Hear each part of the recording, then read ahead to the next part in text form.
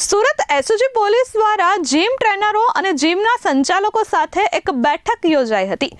આ બેઠકમાં સીધી રીતે સ્પષ્ટ ભાષામાં કહેવાયું હતું કે જો જીમ ટ્રેનરોનો વાંક હશે તો તેમના વિરુદ્ધ કડક કાર્યવાહી કરવામાં આવશે। જીમમાં જતી મહિલાઓની સુરક્ષાને લઈ સવાલો ઉઠતા સુરત પોલીસ એક્શન મોડમાં આવી ગઈ છે।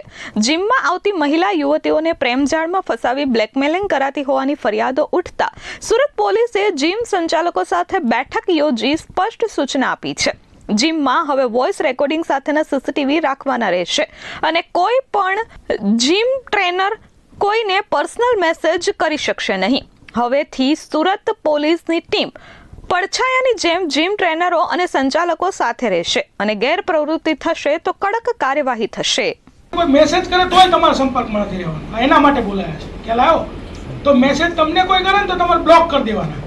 આ તમે નથી કરતા પણ તમને મેસેજ આવે તો પણ તમારે બ્લોક કરી દેવાના છે। આ એના માટે તમને બોલાયા છે। તમારે તમારું જે છે એ ટ્રેનર તરીકેનું કામ જાળવી રાખવાનું છે। બીજું કોઈ પણ પ્રવૃત્તિ કરશો તો આમાં વાંકમાં તો ટ્રેનર જ આવશે। આ તમને ફર્સ્ટ કહું, મેસેજ તમે કર્યો હોય કે તમને આવ્યો હોય, વાંકમાં ટ્રેનર જ આવશે। આ ક્લિયર કટ કહું છું બરાબર।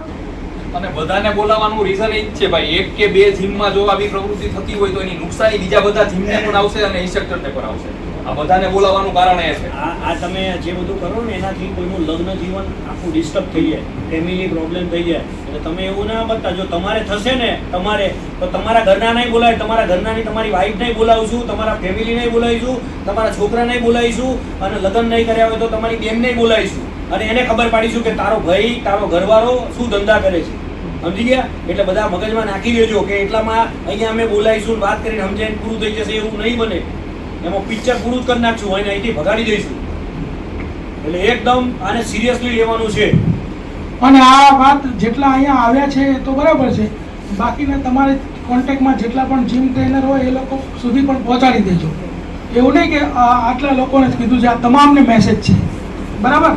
એટલે તમારા સંપર્કમાં બીજા પણ જીમ ઓનર હોય, ટ્રેનર હોય, તમામને કહી દેજો કે પોલીસે ભાઈ આવી મીટિંગ રાખી હતી અને આવું સૂચનાઓ આપેલી છે। પોલીસે હવે શોધવા જ લાગી કયા કયા ટ્રેનરના ધંધા ઊંધા છે, બરોબર? અમે અમારી રીતે ચાલુ તો કરી જ દીધું, ભાઈ તમે અમારા રડારમાં આવી જાઓ અને પછી કહે કે સાહેબ આમ થઈ ગયું તેમ થઈ ગયું ને અમે ચલાવી દીધું, અમે શેડોની જેમ તમારી પાછળ જ છીએ। આખી એસઓજીની ટીમ સિવાય જે તે પોલીસ સ્ટેશનના માણસો તમારી પાછળ છે કે આ ટ્રેનર શું કરે છે। એવું નહીં, છોકરાઓ છોકરીઓમાં એવું હોય, સમજ્યા? એકલા છોકરાઓની વાત નહીં, જે ટ્રેનિંગ આપતા ટ્રેનર પીટી આપતા હોય ને છોકરીઓમાં એવું હોય છે। એટલે તમે બધાની પાછળ જ છે પોલીસ, હવે યાદ રાખજો। તમે હવે ટૂંકમાં અમારા રડારમાં છો, આ ક્લિયર કટ તમે સમજી લેજો। અમે અચાનક કોઈ પણ જીમની ગમે ત્યારે વિઝિટ પણ લઈશું, ત્યાંની પ્રવૃત્તિઓ પણ ચેક કરશું, ત્યાં જે બીજા સારા માણસો મોટી ઉંમરના આવતા હશે એને પૂછપરછ પણ કરશું, બધું જ કરશું। ખાનગી રીતે અમે અમારું કામ બધું કરશું। એટલે તમારે એવું રાખવાનું કે ભાઈ યુ આર અંડર સર્વેલન્સ, બરાબર? તમે બધા રડારમાં છો, કેમેરો છે તમારી ઉપર, એટલું સમજી લેજો। પછી હવે આ bureau report S24 news Surat.